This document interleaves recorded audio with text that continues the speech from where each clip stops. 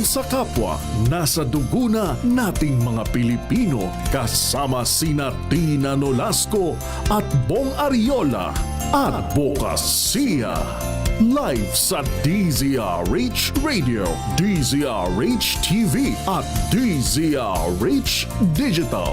Bibigyang boses ang bawat adhikain. Advokasya.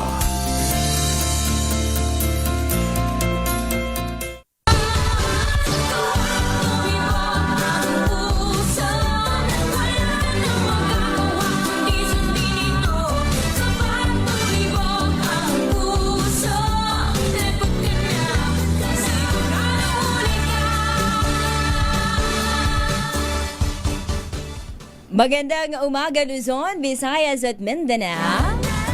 Happy Valentine's Day! Happy Valentine's Day, partner! Happy Valentine's Day, partner!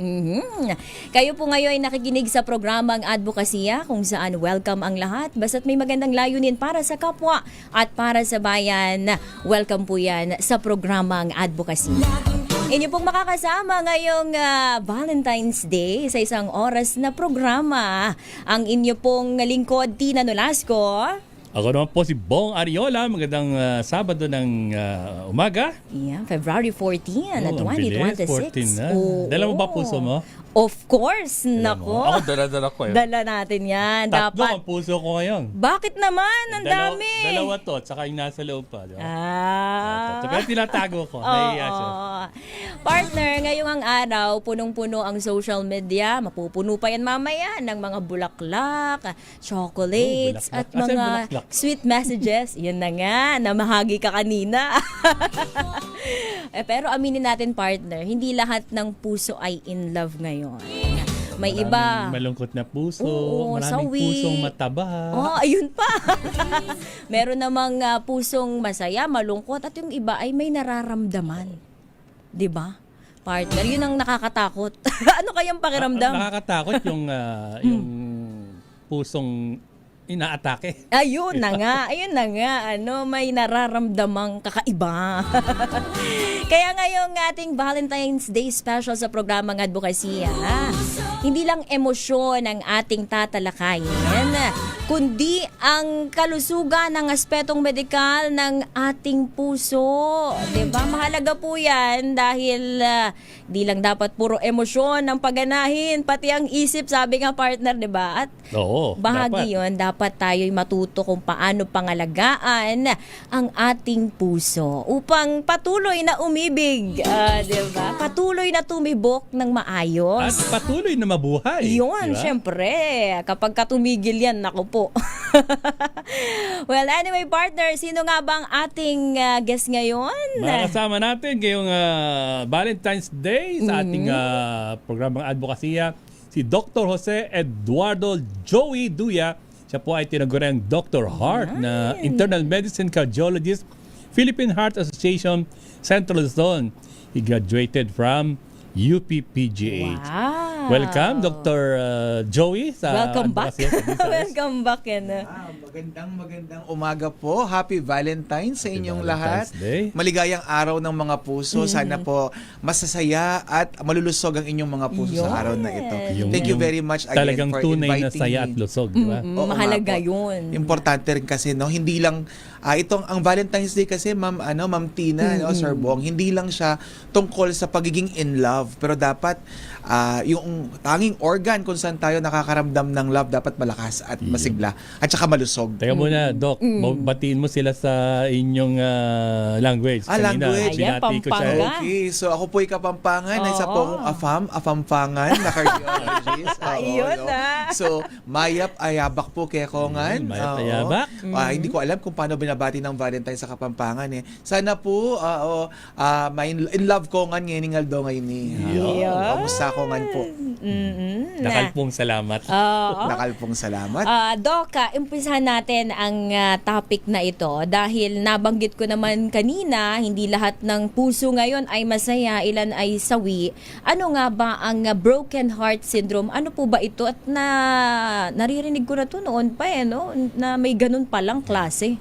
Oo. Ang broken heart syndrome po sumisikat siya tuwing Valentine's. Hindi po ito yung wala kang ka-Valentine date, no? Ang broken heart syndrome may isang sakit ng biglaang pagpalya ng function ng puso, no? Ng pagtibok ng puso dahil sa matinding emosyon. Usually ito'y nakikita sa mga pasyenteng namatayan, nawalan ng partner, nawalan ng asawa, no? May pinagdadaan ng matindi sa buhay na kung saan yung mga hormones ng kalungkutan, no? Yung catecholamines sa tinatawag or the stress hormone, sobra Distress hormone. sobra pong tumataas at nagkakaroon ng matinding blood pressure elevation, pumapalya ang puso. At ang simptomas nito parang kamukhang-kamukha ng heart attack, no? Napakahirap i-differentiate, pero usually ang trigger nito ay isang matinding emosyon, no? Karamihan po yung pagkasawi or kalungkutan. Kaya po siya pinangalan ng broken heart syndrome. Actually Meron ang palang official medical term niya ay Takotsubo cardiomyopathy, which is actually came from the word Takotsubo, which is yun yung hulihan ng octopus sa Japan, no? Kaya di ba takoyaki, di ba? So yun yung tinatawag na karanihang street food sa Japan, no? Because kapag tinignan mo sa 2D echo o kaya sa angiogram, no, pag gumawa ka ng imaging modality, makikita mo yung puso, biglang nagbabago yung shape, biglang lumalaki at nawawalan ng pump power, no? Kaya nakakatakot siya kasi Biglaan lang din siya. Yes, biglaan siya nangyayari at nangyayari siya kahit sa puso na wala naman talagang problema to begin with, no? Pwedeng normal ang puso mo, tapos bigla ka magkaroon ng Takotsubo cardiomyopathy or broken heart syndrome, biglaan din ang pagpalya. Oo. So walang pinipili kahit na yung isang individual ay very healthy, Yes. athletic. Yun, wala po siyang pinipili, no? Although, may mga certain groups of individual na mas nakikita namin yung broken heart syndrome. Usually, nakikita namin siya sa babae, no? Sa matanda. Emotional kasi ang mga babae. So probably because of yung mga babae mas intense yung expression nila ng emotion, minsan mas hindi marunong mag-manage ng emotions, no? Kumbaga kasi very importante yung yung ability mo to handle your extremes of emotion. Kahit sa no? panahon na to, like I'm talking about the Gen Zs. Actually nga po, ngayon po mas madami ang broken heart syndrome. Mas marami. Magulang. As compared to more than 10 years ago when I started my practice as an internist, no, and a cardiologist, no, mas marami tayong nakikitang broken heart syndrome ngayon. Mas maraming broken hearted. Oo, at mas marami kasi ngayon ang sensitive. Totoo din naman yun. Mabuti na lang pala partner and Doc Joey. Very healthy ang puso ko kahapon. Bakit naman? Iyayaman ko lang, Doc. Ay. Nakapag-donate ako muli ng dugo. May talaga 53rd nga sa Red naman. Cross and 14 sa private. So that's 67 in total na voluntary donation ng dugo ko. So napakaswerte. Ginanap namin kahapon sa PCS o yung bloodletting. February 13, hindi niya pwedeng gawin ngayon, di ba? Grabe Maganda naman ho yun, talaga. no, Sir Bong, no? Kasi alam nyo, maraming tao ngayon ang hindi ayaw mag-donate ng dugo. Hindi nila alam na ang pag-donate ng dugo ay napaka-healthy kasi every Nakakatulong 3 din months sa naman kanila. talaga gumagawa ang ating bone marrow ng bagong dugo. So pag nag-donate ka ng dugo, hindi ka lang nakadugtong ng buhay, na-renew pa ang iyong ang iyong At least blood cell yan, line, coming no? from the Oo, doctor oo, himself. yan Talaga, yung Okay. benefits ng pagdodonate niyan. Oh, madalas kasi itong aking partner doc talagang nagdo-donate at minomotivate niya ang aming mga listener na mag-donate din ng dugo. Sayang kasi paikot-ikot lang yung dugo na yan dyan. So going back sa ating broken Topic. heart syndrome. Teka muna, merong monitor tayo ilang percent yung nakakaranas niya na nangyari na yun sa mga buhay nila. Actually, sir, no, interestingly, dahil nga kakaiba siya at oftenly, no, nami-mistake siya as heart attack, no, hindi actually talaga nabibilang. Kung ilan sa mga pasyenteng dumadating ng emergency room, ang totoong may heart attack at may broken heart syndrome, no? Kasi very important po siguro, no, ma-differentiate natin kung ano yung simptomas, no? Yan, oo. At saka Anong doon kasi sa simptomas? mga broken heart syndrome, no, kukunti lang naman yung nagiging malubha kasi karamihan naman gumagaling, no? It's self-limiting. Ibig sabihin good. At least gumagaling pa. yes. So, kailangan lang suportahan yung puso, no? During the time na pumapalya siya. So, usually it will present with heart failure. Ang mga simptomas kasi niya, no? Very, very similar to heart attack. Matinding pananikip ng dibdib, no? Pagkahirap huminga, nagpapawis, nagpapalpitate, malakas ang kabog ng dibdib, no? Tapos parang sumasakit na sa sobrang bilis ng tibok ng dibdib, no? And minsan, parang nalulunod, no? Because sa pagpalya kumpalya Hindi ng puso. makahinga, parang ganun. Para po talagang nalulunod, no? Hingal na hingal at parang nalulunod, no? Kaya nga, pag nasa ospital ka, usually po, when you see a patient, the first thing to do is to make sure wala siyang heart attack. Kaya nga, ang initial na impression ng karamihan ng mga doktor sa ospital ay heart attack, no? To rule out heart attack. But however, when you do the workup, no, kapag nagpa-ECG ka, nagpa-cardiac enzymes ka, no, at saka nagpa-imaging ka katulad ng 2D echo, madi-differentiate mo po because sa broken heart syndrome, wala naman talagang pagkamatay ng muscle ng puso, no, as opposed sa heart attack na merong elevation ng marker sa dugo, no. That's how you differentiate. Oo, paano maiiwasan to, Dok? Halimbawa, meron akong matinding pinagdadaanan ngayon. It's love life, ma'am, to, sa pamilya, nawala ng mahal sa buhay. Anong dapat kong gawin upang maiwasan yung humantong sa gantong klaseng So, sakit? very interesting also, Miss Tina, no? Bawat tao may kanya-kanya tayong coping mechanism, no? So, very important para sa akin, siguro lagi ko sila sabi sa pasyente, no? Yung open communication sa family members, no? Kasi syempre hindi mo maiiwasan, no? Meron at merong mawawala sa pamilya, no? Habang yung magulang natin tumatanda na, no? Yung ating mga mahal sa buhay because of migration, for example, may mga kailangang magtrabaho sa abroad, may mga kailangang mahiwalay because of financial reasons or for any other reason, merong paghihiwalay or mga kalungkutan sa buhay. I think very important po to have a healthy social network na kung saan meron ka mahihingahan ng sama ng loob. Kasi yung stress ho kasi, kapag kinikimkim natin, no, nagkakaroon din siya ng physical na simptomas, no? Yun, Hindi lang oo. sinasabi na sa utak mo lang yan. Hindi minsan mawawalan ka talaga ng ganang kumain, hindi ka Correct. makakatulog, no?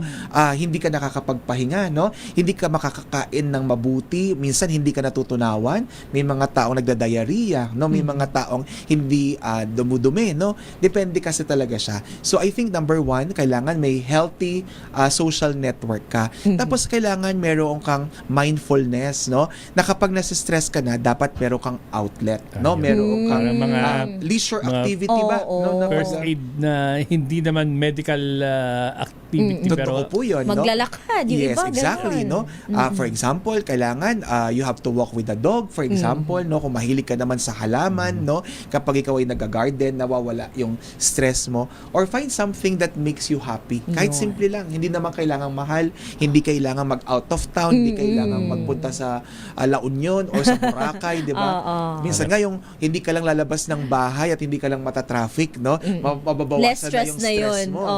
no? i-change lang yung Routine. like or yung ambience, yung Yes. atmosphere. Yeah. Or kamukha po din yun, yung advokasya. Kapag meron ka kasing advokasya, no, meron kang nagiging masaya kapag ginagawa mo yung Yes. activity Tama. na yun, no? So it makes you have a greater sense and purpose. So ako po, like for example, ako advokasya ko ang magsalita tungkol sa kalusugan sa puso. So every opportunity po na naiimbitahan ako, kahit na pagod ako sa trabaho ko bilang cardiologist, bilang doktor, maliit na businessman, no? At saka may mga obligasyon ho ako sa Pampanga, I always Kailangan available. I always honor the invitation to pursue an advocacy. So nakakatuwa na meron ako ganong advocacy. Iba kasi kapag mahal mo ang ginagawa Totoo mo. ho yan. Yung Oo. passionate Masarap ka sa niya, puso. whatever is Yes. yung situation, kahit na yan. Saan ka galing ng Pampanga? Ako po'y galing sa Magalang, Pampanga. Oh, Magalang. So, yung Magalang, Pampanga ho is about 2 hours away from Manila. No? Kung- Pero dahil madaling araw kami Madaling araw. bumiyahe. Mabilis. At wala pang traffic sa NLEX. Nauna kami Diyan sa po traffic. ba yung mga Sir Bob? tao met-maya nagpopo? Nagmagala. Opo. Magalang po kami. No? Oo, magalang at saka manyaman. Yun na nga. Oo.